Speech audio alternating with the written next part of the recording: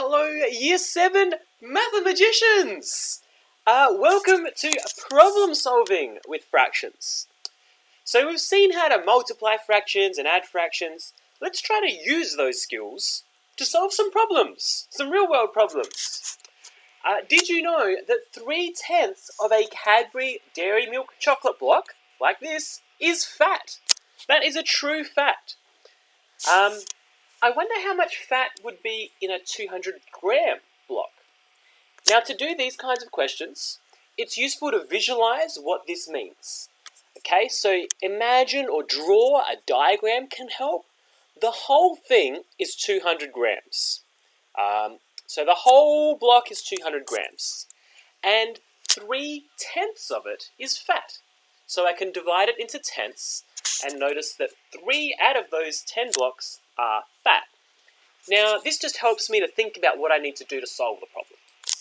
This means that I want to do 3/10 of 200 will give me this amount. 3/10 of 200. It's a fraction of a total amount. Now, of means something. You know, like 2 lots of 3 means 2 times 3. So what does that word of mean? What mathematical operator can I replace of with? I can replace of with times. So everything else will stay the same. I made a bit of a mistake here. Notice I've changed it to $200. That's a mistake. That's okay. So I've got 3/10 of 200. Now I need to multiply these together. One way to think of it is I can do 3/10 times 200 over 1. 200 is the same as 200 over 1. The reason that I did this is because you might not know how to multiply a fraction by a whole number, but you do know how to multiply 2 fractions together. Here, I could just multiply 3 times 200, and on the bottom, 10 times 1. Or, we can notice that 2 of these numbers have a common factor. Which 2 have a common factor? 10 and 200 both have a common factor. 10 goes into both of them, so I can divide them both by 10. Down here, I can divide 10 by 10 to get 1, and I can divide 200 by 10 to get 20. If you don't feel comfortable with this, you can just do the usual 3 times 200 and so on, and simplify at the end. This just makes the end a little bit easier. On the top, to multiply the fractions, I have 3 times 20, which is 60. And on the bottom, I have 1 times 1, which is 1. Now, this is true. This is as a fraction, 60 over 1. But we can write that as a number. This we can read as 60 divided by 1, which does have a whole number answer. 60 divided by 1 is 60. Now, to understand what this 60 means, it's useful to put the unit, and you should always, always, always put the unit, if you can, for a question. Here, it was the amount of fat out of the 200-gram block, so this unit is 60 grams. It's the amount of fat. 60 grams of fat. Let's try a trickier one, where we have to figure out what fraction is left. This is also true that it has 3/10 fat and 4/7 sugar. I haven't made these facts up. I've looked them up to make sure I get all of these right. So it is 4/7 sugar. Just to visualize what that is, to imagine what that is that more than half or less than half? 4/7 is a bit over half. If we divide it into 7 segments, it would be 4 of them. What fraction is neither fat nor sugar? And you can see that it's this amount here. I want you to have a guess in your head of how much you think is this part. That's not fat and it's also not sugar. Let's find out. First of all, I want to find out what fraction is left. I start with a whole, which is 1, and I'm going to subtract the fraction that is fat and subtract the fraction that is sugar. What's left will be this remaining part. So this kind of question is if you're looking for the amount left over, the fraction left over, or the fraction remaining.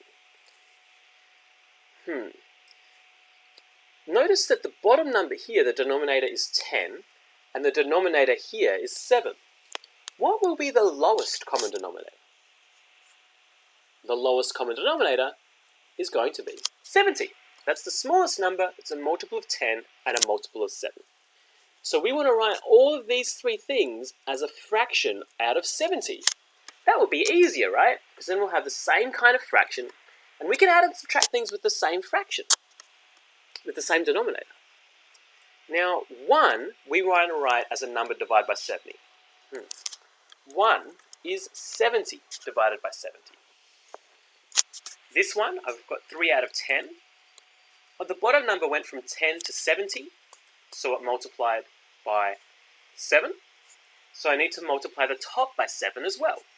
3 times 7 gives 21. And finally, to get from 7 to 70, I multiply by 10. So I need to multiply this 4 by 10 as well. Whatever the bottom got multiplied by, in this case 10, I have to multiply the top as well. If you don't feel comfortable with this, then you should definitely go back and try some more adding and subtracting fractions questions, because of course it's hard to do this if we don't have the skills from before. So you can go back and practice equivalent fractions and adding and subtracting fractions. Let me know and I can help you out with those questions if you're not sure. We'll finish this question though, we may as well. We've done so much work to finish this gigantic two-part question.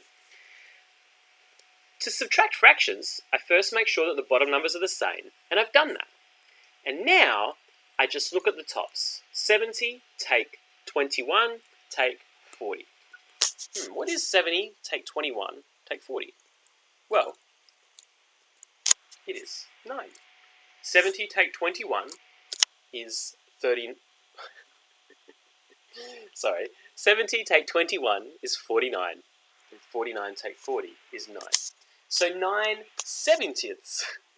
That is a really tiny amount, isn't it? A very small amount of a Cadbury Dairy Milk block that's not fat and not sugar. Most of it is fat and sugar. Well, there you go. So this is one way that you can use fractions in nutrition. So many other places that you can use it. Shocking fact that we've learned as well by using fractions, that so little of a dairy milk block is anything other than fat and sugar. It's almost all fat and sugar. Anyway, good luck. If you need help, please, please, please, let me know. But also, go back and practice these questions from earlier. Yeah, that way you can focus on one skill at a time. So if you're not sure about this left-hand side, you can try multiplying fraction questions. And if you're not sure about this side, you can try adding and subtracting fraction questions. Right. Bye, everyone. Have fun.